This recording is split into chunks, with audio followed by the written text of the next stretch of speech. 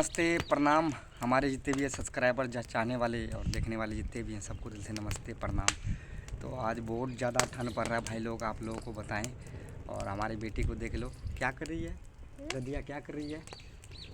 खेत में हम हाथ हैं। देख लीजिए आप, कितना ठंड पड़ रहा है आप लोग जान सकते हैं और देख सकते हैं। अभी हम लोग खेत में हैं, देख लीजिए।